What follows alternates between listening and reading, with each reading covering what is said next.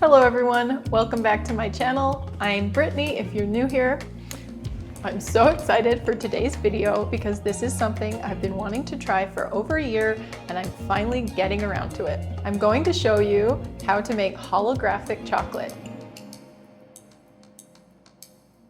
And to do that, we'll be using diffraction grating sheets like this. And when I got mine in the mail, it came with these glasses, and when I look at a source of light, they make a rainbow heart around it. They're actually pretty cool. This is what it looks like.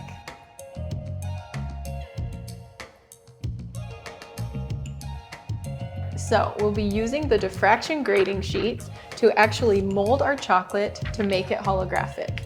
These sheets work like chocolate transfer sheets, but you're actually not transferring anything or leaving any edible colors on the chocolate. The sheets actually have a tiny angled line texture that changes the shape of the chocolate and allows it to diffract light. So really the sheets are acting more like a chocolate mold than a transfer sheet. From a distance, the chocolate will look pretty normal, but when you shine light over it, you'll start to see rainbow colors on the chocolate. It's very cool. Now, a random shard of rainbow chocolate is kind of cool, but doesn't have many uses. You can just eat them, or you can break them up and use them as a garnish on a dessert. But I want to make something tasty and holographic, so today I'm going to be showing you how to make some trippy chocolate covered holographic caramels. Before we get all colorful, I'm here for your friendly reminder to subscribe if you haven't already and click the notification bell so you don't miss any of my upcoming videos. To get started, I'm going to first show you how the chocolate works with the sheets really quick. You'll need some melted tempered chocolate or some sort of chocolate compound that comes in many varieties, candy melts, buttons, peels, wafers. Basically, that's just stabilized chocolate. It's not as good of chocolate, but if you don't want to worry about tempering, you can use something like this. I have a compound chocolate. It's called Merkin's Dark Cocoa Buttons. I also have some candy melts from Michael's, so that's what I'm going to test out. And just a quick tip about the sheets. If you don't use the right side, it's not going to work because only one side of the sheet is textured. So to find out which side, you're going to take your thumbnail and give it a little scratch. If you hear it make a little squeak like a mouse, that's the side you want to put the chocolate on. And the other side will it won't make a noise, you'll feel that it's smooth. Okay, so you want to put the textured side up. Can you hear it squeak like a little mouse? Squeak, squeak. Okay. So I'm laying it mouse side up, texture side up on a sheet tray, and I'm going to slowly melt my chocolate in the microwave for 30 seconds at a time. Careful not to burn it, and then I will show you what to do on the transfer sheet. So I'm just going to pour a little bit of the white chocolate onto the sheet and spread it out.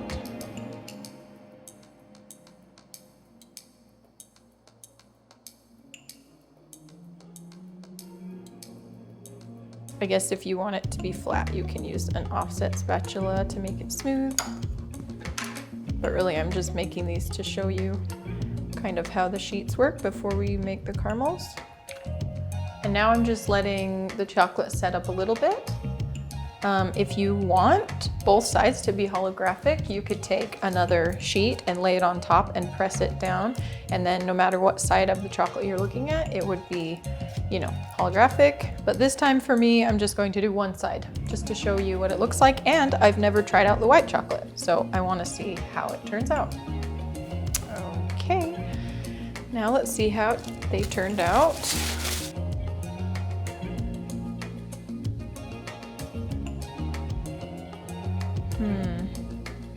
So you can see that some of the parts of the chocolate peeled off the mold before they set up. So let's try it again. I wonder if sticking it in the fridge quicker will help. So I'm gonna do that next time.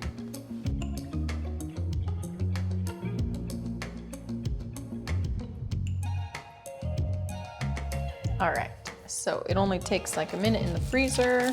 I'm going to peel them off.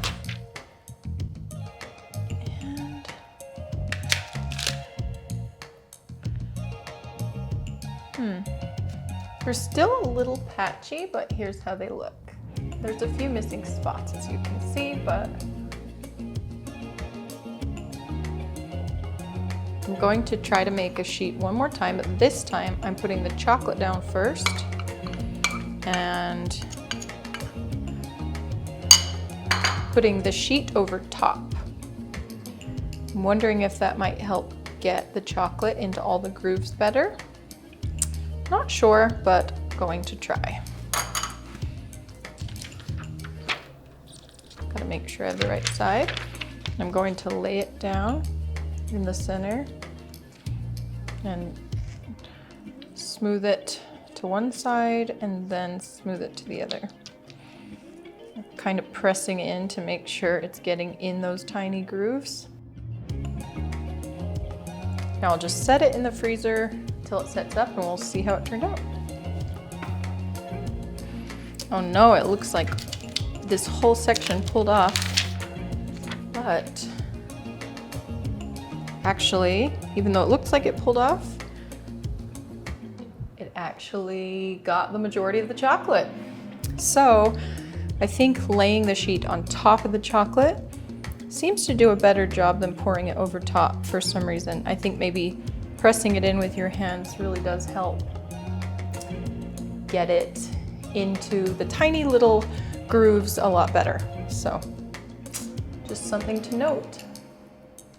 Another thing that would be interesting to experiment with is tempered chocolate, because it might actually end up working a lot better than these compounds. So definitely something that I might need to try.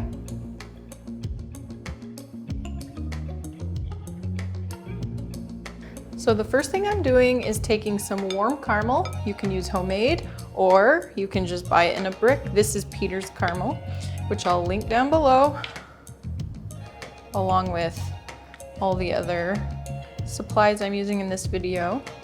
But I'm just going to pour it on a silicone baking mat. And then I'm going to take another mat and place it on top.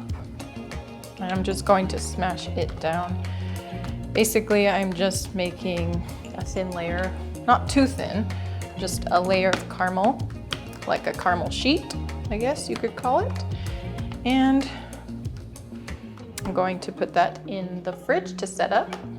While my caramel's setting up, I'm going to take the diffraction sheet and I'm going to cut out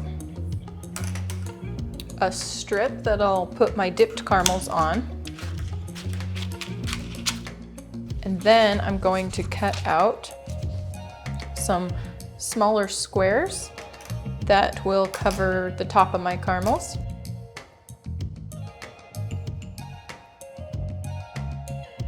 And also, while you're waiting for your caramels to set up, you can decide what shape you want them to be.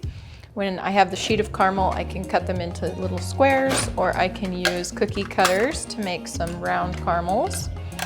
I have a leaf cookie cutter. I think I have a heart as well. So decide what shape you want them.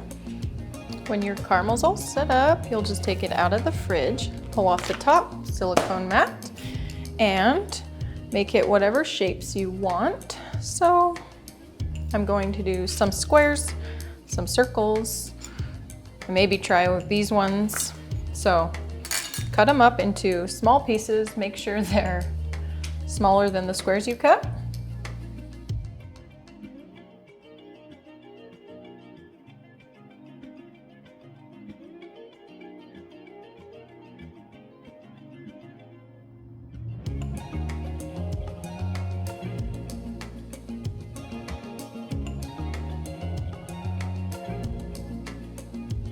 And now I'm just going to separate all my pieces. And my caramel's kind of soft. It's not like super chewy caramel. So I'm going to stick it in the freezer so they're nice and firm before I dip them in chocolate. So I've pulled my caramels out of the freezer. They're all chilled. I'm going to take a piece of parchment paper with my diffraction sheet. squeaky side up. And now you'll want to grab your melted chocolate, and you'll also want a few offset spatulas. And I'm going to start dipping. Make sure you have your cut squares with you as well or nearby, and make sure you know which side is the diffracted side. I'm going to start with some of these circles. So I'm just going to plop it into the chocolate and then flip it over so that both sides are covered, and then lift it up and tap it like this. And drop it onto, you don't, aww. Okay, I'm trying this again. Okay, you don't want to leave like too much of a chocolate trail when you put it onto the sheet. You want to try to do it clean, more like that. Then you'll grab your square, and I kind of curve it like this, press it in the middle, and then tap it down like that.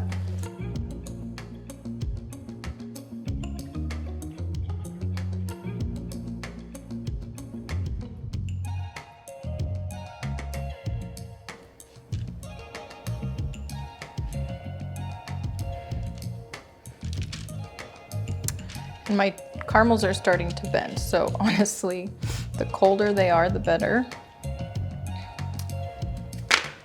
And I've decided they turn out better if you let them set in the freezer, if you let the chocolate set up in the freezer rather than the fridge.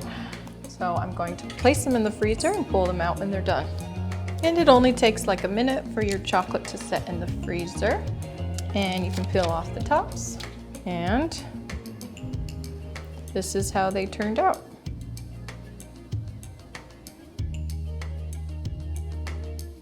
And obviously, because I set it on the paper, the other sides will be partially if there aren't holes like this.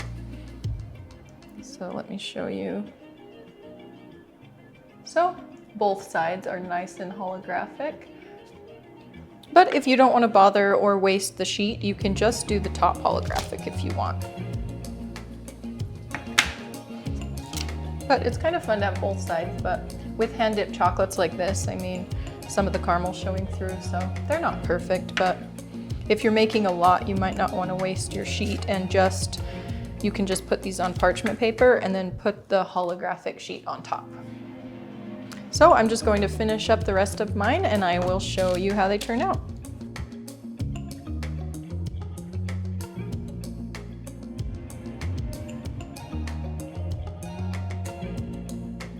Okay, so after doing a few of these, I've come up with a method that I think works the best. So first of all, I'm going to say I think the squares are going to end up looking the best because they're hand dipped. They don't look perfect, but I think the squares look cleaner than the circles.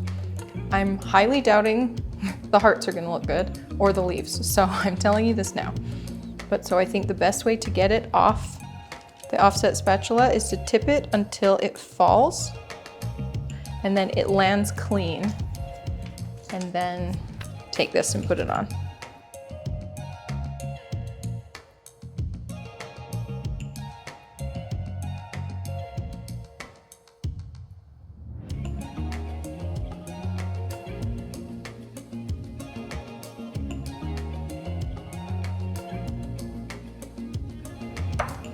I'm going to attempt the heart now. We'll see how it turns out.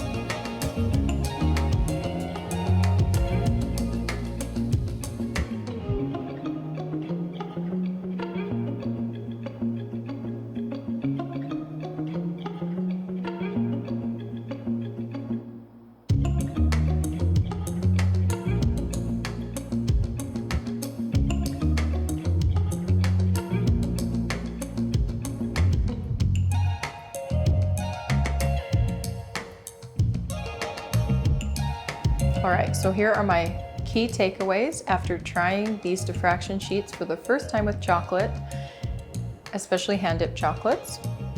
The circle, leaf, and heart Don't really love how they turned out. They don't end up looking very clean, so they're not my favorite. I think the squares work the best. They end up looking the cleanest as far as hand-dipped chocolates go. And the other important thing I learned is it's not really worth wasting some of your diffraction sheets for the bottom of the chocolate. You may as well just set them on parchment paper and lay it on top. And I realized something to make the caramels look even cleaner and nicer. You can use a magnetic mold. I tried this out on just 6 chocolates and they look way cleaner, and the holographic looks a lot cooler because the chocolates are cleaner. If you want to see a full video on how to use a magnetic mold with the diffraction sheets, comment down below. I'll have to buy some more diffraction paper because I ran out, but I will make a video on that if you guys are interested.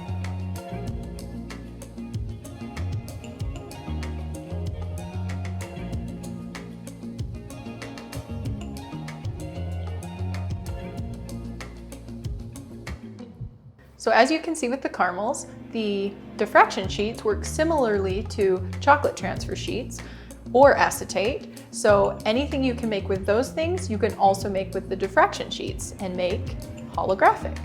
You can dip other sweet things as well, like Oreos or truffles, and basically use the sheets exactly like we did for the caramels. Comment down below what treat you would like to try dipping in chocolate and make holographic. If you found this video helpful, fun, entertaining, or enjoyable in any way, please let me know by giving it a thumbs up down below.